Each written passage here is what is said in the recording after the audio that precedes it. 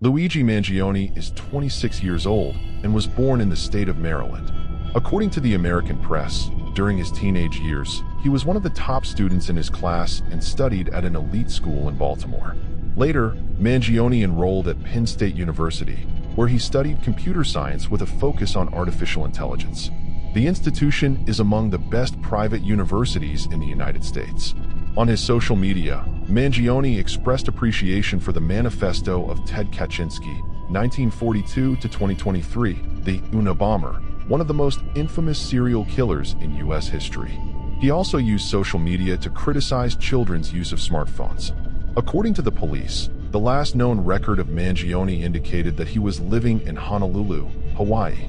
Friends and former colleagues described him as a nice guy and revealed they were shocked by the crime.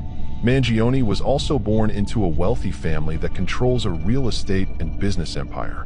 Among the Mangione family's properties are country clubs, retirement homes, radio stations, golf courses, hotels, resorts, and a foundation. Accused of murdering the CEO of the largest health insurance company in the United States, American Luigi Mangione is expected to go on trial later this year in a case that has captivated global public opinion, especially on the internet.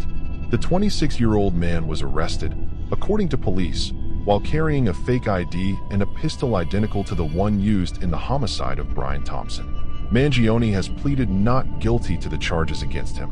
The case, which has sparked a wave of both support and radicalism, occurred on December 4, 2024. Brian Thompson, the chief executive of the largest American health insurance company, United Healthcare, was shot dead in downtown New York.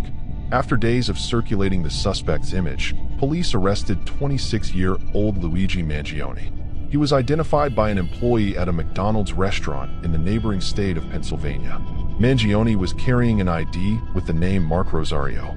Police say he was also in possession of a 9mm pistol, the same type of weapon used to kill Brian Thompson, and a handwritten note that read, "These parasites got what they deserved." Mangione was indicted in New York for murder as an act of terrorism. Additionally, he faces charges in Pennsylvania for false identity and illegal firearm possession, and in federal court for stalking and firearm-related homicide. This means he could be tried in 3 different jurisdictions, facing a maximum sentence of life imprisonment or even the death penalty. In the New York court, Mangione pleaded not guilty. One striking aspect is the number of ordinary people who have shown up outside the courthouse to express support for Mangione. Both in person and online, hundreds of thousands of people have justified or even celebrated the murder of Brian Thompson.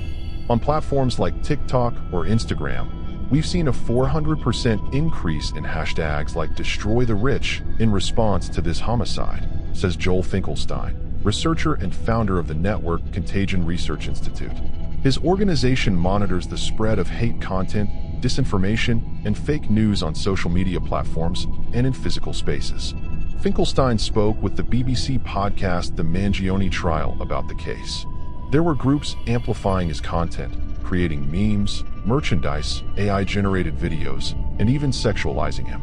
The activity and support for the murder appear to be incredibly high. What explains this widespread mobilization? Experts cite several reasons. First, there is a major public frustration with the health insurance industry.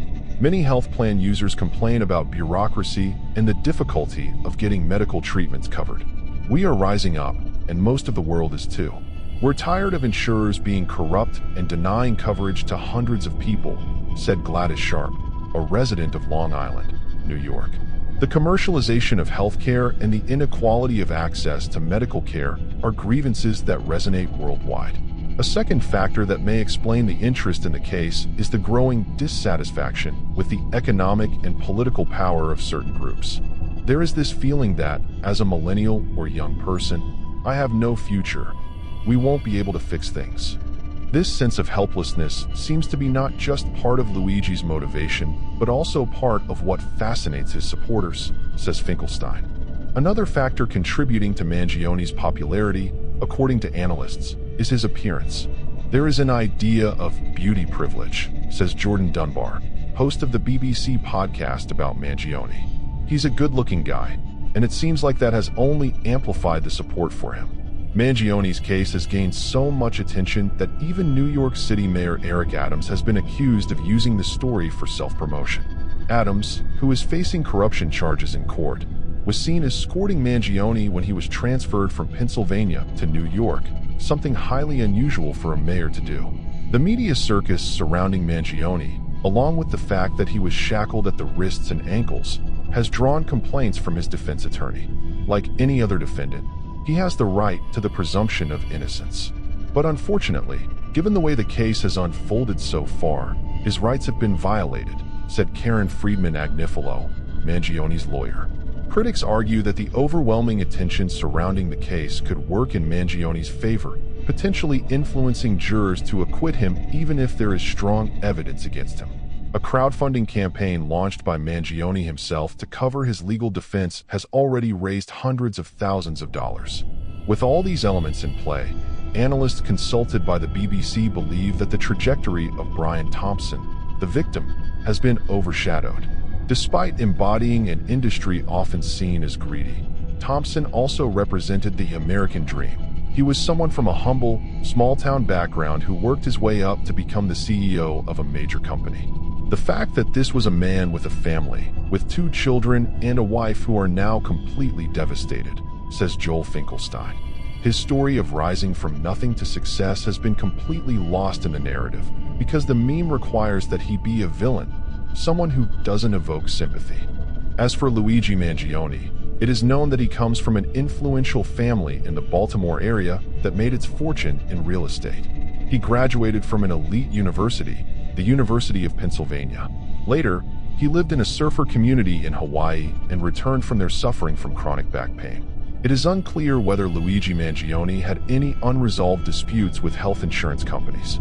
All that is known is that in his backpack, there was a type of manifesto calling United Healthcare too powerful and accusing the company of profiting off the population.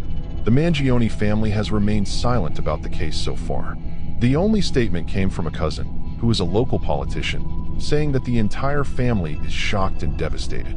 Mangione's trial is expected to take place in 2025.